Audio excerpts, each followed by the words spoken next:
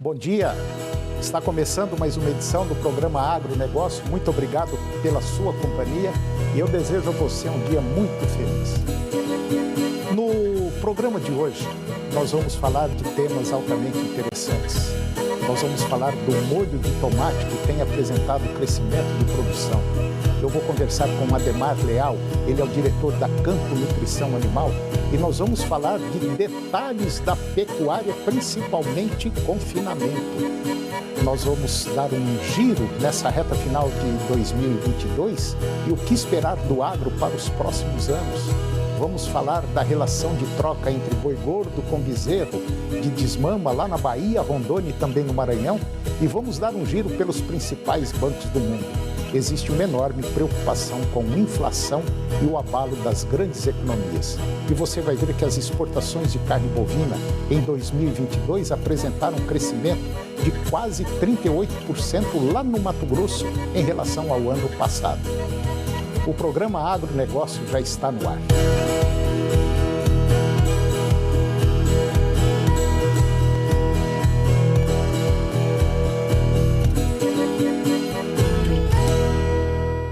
Eu começo o programa de hoje falando sobre a relação de troca entre boi gordo e um bezerro de desmama lá na Bahia, Rondônia e também no Maranhão. No acumulado de janeiro a dezembro deste ano, a relação de troca boi gordo com bezerro de desmama recuou na Bahia, Rondônia e Maranhão. No Pará, a relação de troca não mudou. Já no Maranhão, a queda de quase 20% para a cotação do bezerro desmamado, enquanto a arroba do boi caiu 9,4% na mesma comparação. No estado, no mês de dezembro agora, deste ano, a relação de troca ficou em quase 8 arrobas de boi gordo para comprar um bezerro desmamado, uma melhora de 13,5% em relação a fevereiro, que registrou o pior mês para a relação de troca este ano, quando 9,2 arrobas de boi gordo eram necessárias para comprar o mesmo bezerro. Em relação à troca lá no Maranhão, arrobas de boi gordo necessárias para a aquisição de um bezerro de desmama. E agora vamos comentar sobre a situação das exportações de carne bovina lá no Mato Grosso. As exportações de carne neste ano apresentaram um crescimento de quase 38% lá no Mato Grosso em relação ao ano passado. Contudo, não foi suficiente para impulsionar os preços do boi gordo, que registrou queda de quase 4% no comparativo anual. O resultado é reflexo da virada no ciclo pecuário, que foi observado pelo maior envio de vacas para o abate. Este ano, Mato Grosso exportou, segundo dados da Secretaria de Comércio Exterior, que é a SECEX, 556.800 toneladas em equivalente carcaça. Volume este considerado recorde para o Estado. Já em receita, o incremento no comparativo do ano passado foi de 983 milhões de reais.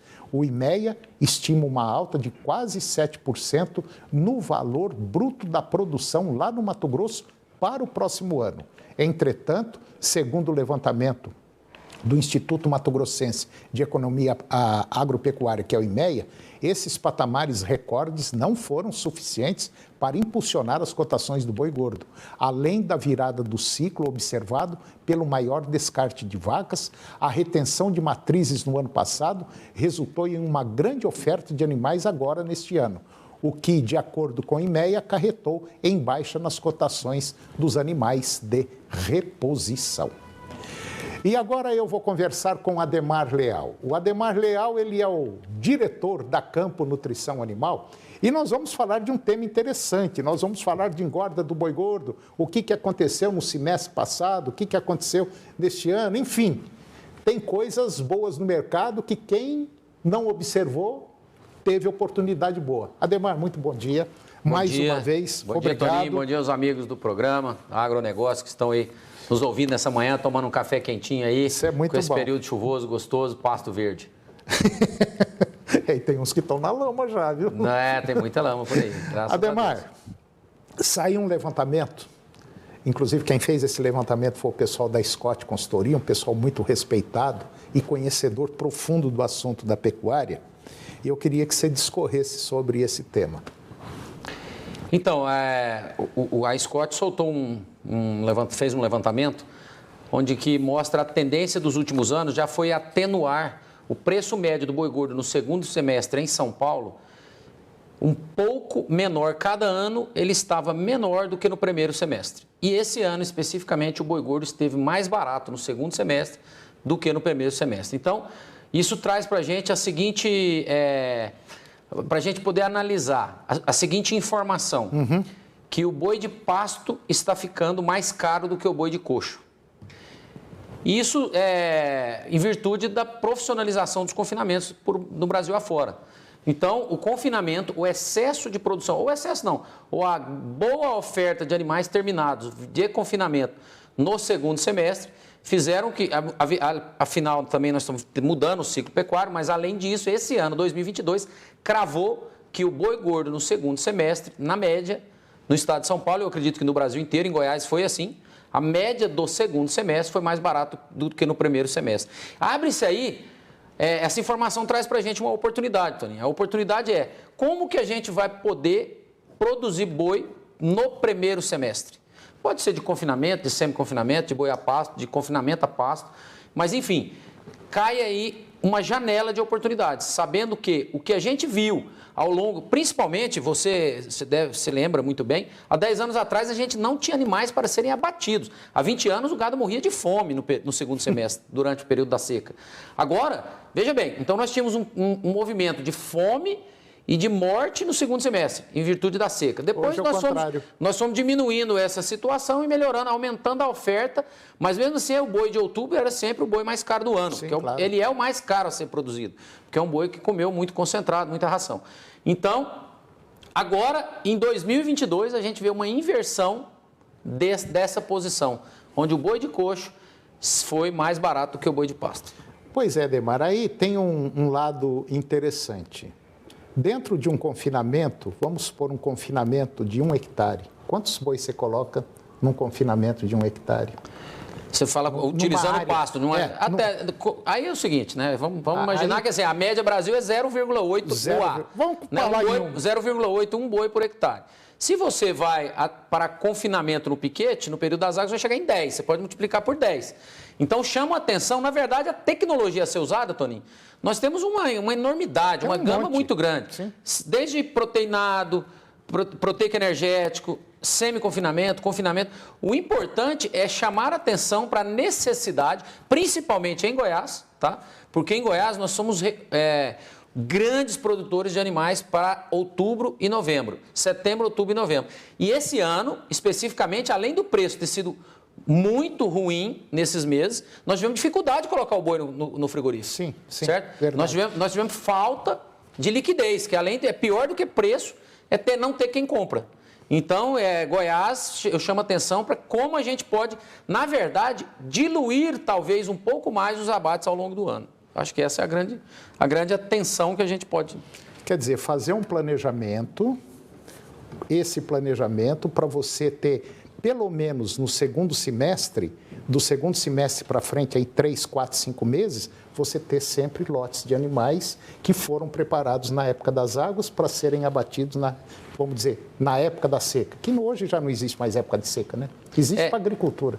Exatamente o que eu quero chamar a atenção é o seguinte, imagine-se, vamos pensar um ciclo normal, o bezerro desmama em maio com 8 arrobas, 7, 8 arrobas. Ele passa a seca no pasto, passa o período chuvoso fazendo uma suplementação de recria no pasto e no outro ano ele vai para o confinamento. Esse é o modelo tradicional, é o padrão, é o boi China, é o boi que a gente vê aqui, principalmente em Goiás, esse é o boi.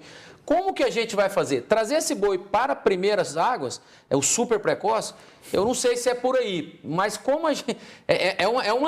nós temos um exercício a ser feito. Tem um exercício. Eu não tenho a resposta, eu não vim aqui trazer a resposta. Eu vim aqui comentar e provocar uma reflexão, porque isso é uma situação, talvez uma cabeceira dos bezerros desmamados, podem ser um animal que a gente consiga abater. Outra situação que é muito importante, produzir um volumoso mais barato, talvez uma silagem de capim, alguma coisa nesse sentido, para fazer um confinamento de recria e recriá-los na seca e engordar nas águas, esse bezerro, para ter ele no primeiro semestre. Mas tem um exercício muito grande a ser feito, é muito desafio. O que você está fazendo aqui nada mais é o seguinte, chegou a hora de virar a página. Virar a página era ter boi na seca, essa agora já é uma realidade, né? Então agora nós precisamos ter boi nas águas. Agora eu acho que está na hora, até eu ia falar isso aí para você, do setor pecuário começar a sentar e achar um novo rumo. Achar uma nova proposta de como fazer boi gordo fora do sistema tradicional que nós temos. Perfeito. Os números já estão mostrando isso aí. A realidade já está mostrando isso aí. Então, agora eu acho que faz a Campo e talvez outras empresas. Vamos sentar. Vamos mudar o nosso foco, Qual é a ideia agora? Está tendo isso no mercado. Talvez seja o seguinte, imagine se vamos pensar uma fazenda hipotética que você compra bezerros desmamados em maio. Uma cabeceira, os animais mais pesados, talvez a gente se prepare eles para abater nas águas seguintes, janeiro, fevereiro, março, abril do ano seguinte, a cabeceira. O meio seria o animal do confinamento tradicional para morrer no segundo semestre, no período da seca. E talvez os animais mais leves fiquem para o outro ano, mas também para o período das águas. Eu estou aqui já criando uma situação, mas o importante é planejar, é sentar, cada fazenda é uma realidade. O dado que a gente tem é que tem que fazer a gente transformar isso numa informação e tomada de decisão. E o dado o boi não é mais, o período seco não é mais desafio e preço de boi em outubro, caro, como a gente viu nos últimos 10 anos, esse ano já acabou. Isso não existe mais. Eu acho que está na hora de começar a repensar o processo produtivo da pecuária de corte. Desde a vaca lá, da inseminação, do bezerro, do plantio vamos partir para soja, capim, milho, capim, não sei. Mas que tem inúmeras oportunidades, nós temos, assim, de virar. Porque pode ter certeza absoluta, a cada ano que passa, a margem, Exatamente. Além da margem diminuir, nós temos que tomar muito cuidado, porque a gente pode entrar numa situação difícil, como foi esse ano, de praticamente não ter aonde abater, não ter comprador. Pois é. Os frigoríficos estavam fazendo quase que um favor em aceitar os animais no mês de outubro, pelo excesso de oferta de animais terminados no mês de outubro. Então, e eles agora provavelmente vão ficar sem gado no primeiro trimestre, com pouca oferta. Então vamos ter que fazer esse exercício. Está na hora de repensar, reunir a cadeia e falar como é que nós vamos fazer. É isso aí. Ademar Leal, diretor da Campo Nutrição Animal, mais uma vez, obrigado pela sua presença. Eu acho que foi um ano, conseguimos passar mais um ano.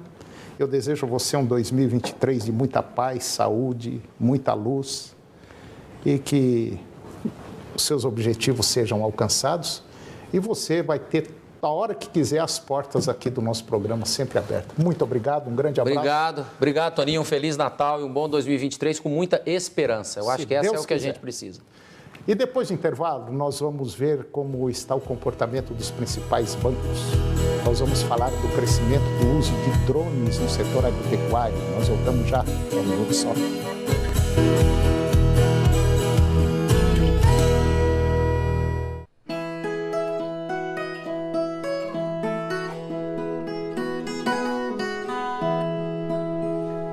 Todo dia venço uma guerra. Sou o leite, a carne e o pão, os frutos que vêm da terra, o suor que molha o chão. Sou o homem que dia a dia, sem medir dedicação, com ou sem tecnologia, produzo alimentação. Às vezes o que eu faço fica só na região, mas se dou um grande passo, ajudo na exportação. O trabalho é minha vida e faço com o coração. Sou pequeno, médio, grande, do tamanho do meu chão. Sou o produtor rural e desejo a todo o povo a paz de um Feliz Natal e a fartura do ano novo. Feliz Natal e próspero ano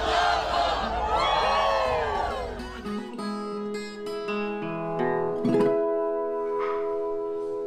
Meu marido vive com seu coração batendo em um novo peito. A minha mãe vive com seus olhos brilhando em uma outra pessoa. O nosso filho vive levando alegria para uma nova família. Amor para superar, amor para recomeçar. Quando você autoriza a doação de órgãos e tecidos, respeitando a decisão de um ente querido, faz com que a vida continue. Doe órgãos. Converse com sua família. Ministério da Saúde. Hoje, após de noite, Operação Mesquita. Canal TV Agro. Apoio Campo Nutrição Animal. Campo é mais que nutrição, é precisão. Planalto Máquinas e Implementos Agrícolas. Revendedor Valtra. Goiânia, Jussara, Itumbiara e Porangatu. Estância Bahia Leilões. Estância Bahia Leilões a serviço da pecuária brasileira. E Nutroeste Nutrição Animal. Nutroeste é tecnologia de resultados. Domingo às 9 horas da manhã, você tem encontro marcado aqui na TV Serra Dourada com o maior realizador de sonhos do Brasil, Real Cap, realizando sonhos, mudando vidas. Real Cap, a marca da sorte. Futebol é amor, paixão, emoção, garra, movimento, sonho, união, trabalho, dedicação, irrigação, amador, profissional, society, jardim, gramado, início. Não. Precisou? É Safra. É, galera, a preparação para a temporada de 2023 já está a todo vapor. Os times goianos estão contratando, renovando e até mesmo fazendo dispensas. E aqui no Serra Dourada Esportes você não perde nenhum lance. De segunda a sexta-feira, ao 12h40 e aos sábados, 1h10 da tarde.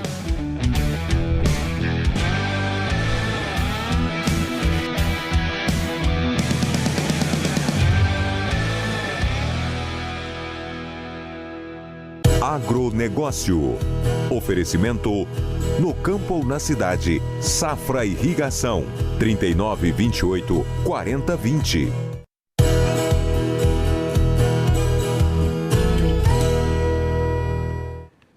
E agora você vai acompanhar uma pesquisa que foi realizada lá nos Estados Unidos e tem como resultado o crescimento do uso de drones no setor agropecuário.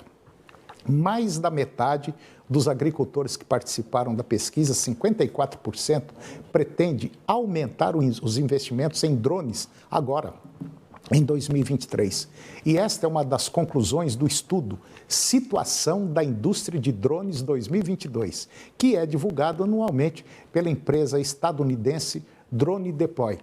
A pesquisa consultou 766 clientes da empresa, de 20 setores econômicos e mais de 40 países, e apontou também as principais motivações dos usuários da construção civil e setor de energia, além da agricultura. Entre os entrevistados da agricultura, 33% planejavam aumentar os seus gastos entre 10% e 50%, e 21% afirmaram que devem aumentar os gastos em 50% ou mais na compra de equipamentos, na compra de drones. As principais áreas de interesse a serem expandidas incluem pulverização de culturas, fertilização e amostragem de solo. Até 2020, os principais objetivos eram a digitalização de operações, 58%, eficiência no planejamento, 50%. E como as empresas de energia, a agricultura ainda usa drones, 68%. E uma variedade de outros sensores, 21%, para monitorar as áreas de forma digital na agricultura. Estes recursos podem medir desde umidade do solo e presença de pragas até outras condições das lavouras. E agora nós vamos comentar sobre uma pesquisa no setor agro. A fabricante global de sementes, a Syngenta, vai lançar agora um novo tipo de trigo desenvolvido com técnicas complexas de cruzamento lá nos Estados Unidos. No próximo ano, chamado trigo híbrido, que combina características positivas de duas plantas-mães, a companhia disse que as sementes aguardarão no mercado a partir do próximo ano E futuramente os produtores de milho e outras culturas, como a cevada, também poderão se beneficiar das sementes híbridas que prometem aumentar os rendimentos. E de acordo com a Syngenta, o caminho para o mercado, ele tem sido extremamente lento para o trigo, porque o processo de desenvolvimento é bem mais caro e difícil, embora os benefícios da nova safra ainda sejam incertos. 3 empresas independentes de sementes que produziram trigo híbridos disseram a Reuters que não sabem ainda se a safra de híbridos controlaram resultados revolucionários. Para os agricultores, a unidade francesa da Syngenta disse em entrevista que a empresa adiou o lançamento de um tipo similar de trigo testado na França após resultados decepcionantes. E agora eu vou conversar com Guido Juliano Martins de Araújo. O Guido, ele é o diretor do Instituto Saga das Águas e nós vamos falar de um tema interessante. Ano novo, grandes desafios nas áreas econômica, social, infraestrutura, ambiental. Seremos um país protagonista diante de tantas dificuldades? Pois é. Guido, bom dia. Você está bom? Bom dia, Antônio. Tudo bem. Teminha complicado.